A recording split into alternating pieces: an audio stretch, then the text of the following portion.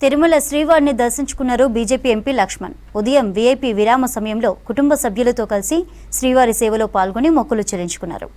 దర్శనం తర్వాత రంగనాయక మండపంలో వేద పండితులు వేద ఆశీర్వచనం ఇవ్వగా ఆలయ అధికారులు శేష వస్త్రంతో సత్కరించారు. గత ప్రభుత్వ హయాంలో టీటీడీలో జరిగిన అక్రమాలు బయటపెట్టి నిందితులను కఠినంగా శిక్షించాలని డిమాండ్ చేశారు లక్ష్మణ్.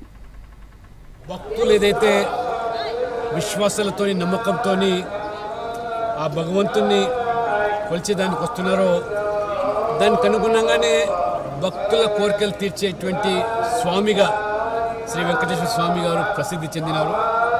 ప్రపంచవ్యాప్తంగా కూడా భక్తులు ఎంతో విశ్వాసంతో నమ్మకంతో కూడా తమ కానుకలు సమర్పిస్తూ ఉన్నారు.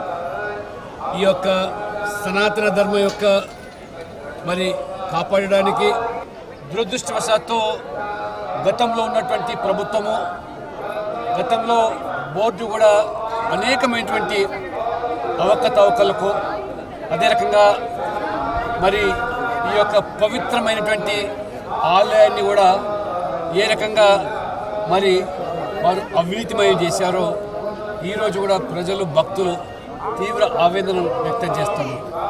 గౌరవనీయులు ముఖ్యమంత్రి చంద్రబాబు నాయుడు గారు ఇవాళ తిరుపతి అభివృద్ధి కోసము లేదా ఈ బోర్డు కూడా అనేక చర్యలు తీసుకుంటున్నప్పటికీ మరి గతంలో జరిగినటువంటి అవకతవకల పట్ల మరి అవినీతి పట్ల పూర్తి స్థాయిలో ప్రస్తుత ప్రభుత్వము మరి విచారణలు జరిపించి చర్యలు తీసుకోవాల్సిన అవసరం ఉందని చెప్పి భక్తులు భావిస్తూ ఉన్నారు.